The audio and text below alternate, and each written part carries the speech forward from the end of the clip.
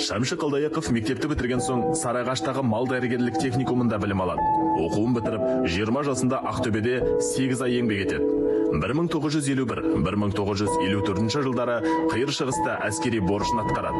Шамшының інісі Қадыр Қалдаяқовтың айтуынша, әскерден келген соң Шамшы Мәскеудегі Чайковский атындағы училищеге оқуға түседі. 1954 жылы оны бітірісімен елге қайтып келеді. Анасы науқастанып жатып, баласын орыс болып кетеді деп қорқып, шақыртып алған. Шәкен оқуды бітіргеннен кейін, Шәкен мына Кентаудағы полиметалл комбинатына жұмысқа алған ғой. Соғыстан кейін адам қажет болған. Сол полиметалл комбинатында жұмыс істеп жүріп Шәкен қашқан ол жерден. Қашып ауылға келіп, ауылға келгенде көкем қорқып, ол уақытта сразу соттайды. Бала соттайтын болды, не қыламын деп, бір жолдас баласы бар екен, соған барып айтып, документті турлаттырып, Ташкентке жібереді ғой, Қалдаяқовқа жібереді. Ол қазақтың ән өнеріне дүмбу жасады. Ән тек адал жүректен туады дейді өзі. Ол адал еді. Тіпті кіршіксіз көңілді сәбиге ұқсайтын. Жүрегін жұлып беруге даяр жүретін ақ көңілділігі және бар. Қарапайым, өзінің әндері секілді нәзік. Болсақ дағы жаңа таныс, жүзет алғаш қайықта. Ұшқыр қиял кетті алыс, бұйырмашы айыққа. Байқадампенен атам бұрыннан таныс, әміна қасындағы бала кім дейді, бізге жаңадан оқу бітіріп келген жас қызметкер еді деп қояды. Содан кейін ата осы біз аңсап келіп, сіздің бір көкшалақты өзіңіздің орындауыңызда тыңдағымыз келеді деп.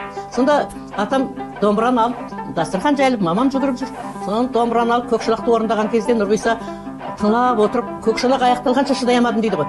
Бітте берген кезде, ай рахмет деп домбырасын алып, аққу күйін аңыратқан ғой бұл кісі.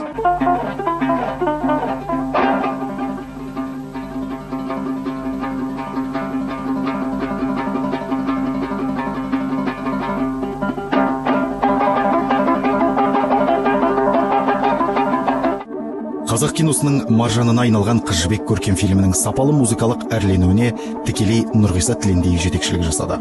Ерекше талғаммен дайындалған музыкалық тізбесі фильм біткесін бұл шығарманың ажырамас бөлігіне айналды. Композитор оқиға дәуіріне сай, сырлы саздарды дөп тапқан. Кейіпкер көңіл күйлері бұлай тұрсын, домбырадан бастап, әрқилы оркестр, хорға дейін қосылған Нұрғиса музыкаларынан табиғатқа жан бітіп, кей сәтте көп күрсініп, тау теңселгендей әсер пайда болды. Енді фонограмма менен аққулардың сүйісіп, өбісіп, бір-біріне еркелеп, жаңағы жерді түсіру керек.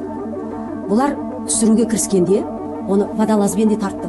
Екі адам, екі аққуды бүйтіп жақындастыру үшін екеуі қайтадан кетіп қалды. Бұлар түсіре алмай бір әлек болды.